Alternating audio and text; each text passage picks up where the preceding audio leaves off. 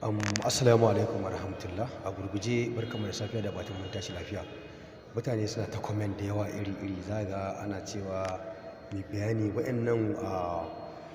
waɗannan abubuwan da kake gani a harkar cryptocurrency gaskiya suna da takwakiya. Da haka muke cewa kafin ka shiga harkar nan ka yi ƙoƙari ka shiga ka nema ilimi. In ka nema ilimi in ka faɗo da kai za a yi ta damawa. So yau zan yi magana akan RSI, ma'ana RSI. Ma'ana RSI da kake gani ba, mutane suna mun comment a nan wayya ne zan iya gane RX shiga, kuma wanne ne main time da ya kamata in shiga. Mene ake nufi da RX?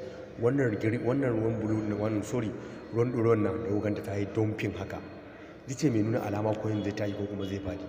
So idan ka lura a nan gurin ba, muna da RX namu ta kai mai a nan gurin ka ganta ta kai 24.34.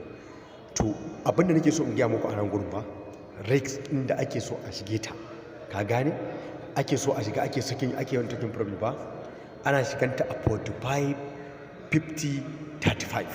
nan areas za a gani ga sunan, za a ga misali EMA, BOL bull kenan, BOL bonin, MCD, RCI, KDG, duk wa'annan baɗan ba, duka wannan baɗan da kuke gani ba, wa'annan abu ne wa'anda suke suna da matukar amfani, wanda dole ne ka san irin mema amfanin su, mema in su kafin ka shiga cryptocurrency.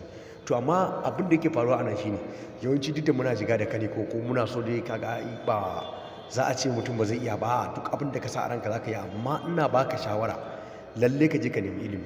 Wato yadda ake ana shiga cikin ainihin cryptocurrency, ma'ana da ake shiga signal, yawanci ana so a shiga signal akan RS nan tana nan a mai 45, 35, 40, an fi shigar ta haka. Lokacin za ta yi resolve ne, a lokacin za ka yi trading, za ka samu riba kuma za ka iya fita insha Allah. To in ka shige ta a 30 kuma fa, a lokacin da ka shige ta a 30, yawanci in ka shige ta a 30 ko za ka ta dunkule. Duk lokacin da ta zo 35, 30, za ku ga anan gurin bitcoin ta dunkule tun kusan asuba ta dunkule a gurin 31, 20, haka dai zai ta faman yawo a nan gurin. To abin da ke so in gaya muku anan, ina ba ku shawara da ku yi kokari ku samu wani guri ko ku samu inda kuke join din BIP. Muna da BIP, in ka bi mu a 08069H19170, muna da BIP da ake biya. Wannan biyan kudin 8,500 ne ba za ka biya. Sannan kuma a cikin biyayin wannan din ana iya baka masu ginin. Sannan kuma insha Allah in ka shiga wannan bayan za a sake ka sake biyan wasu kuma uncountable days ne za ka yi, ko kuma ka ba ta 18 USDT.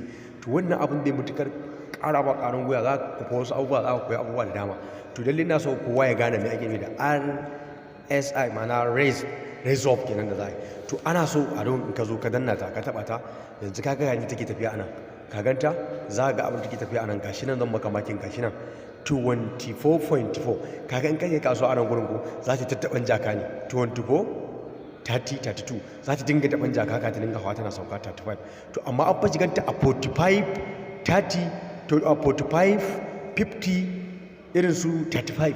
to a lokacin kasuwa za ta dinga raise off, in ta baka raise off ka dauka, in ta raise down sai ka saida, in ta raise aka dinga yi. To abin da nake faruwa kenan, zan gaya muku a cikin wannan bidiyon insha Allah. Very soon duk abin da yake zai amfane ku zan zo muku bidiyo akai. Da haka nake cewa sai mun jima bidiyo daga gaba. Are computer sign out.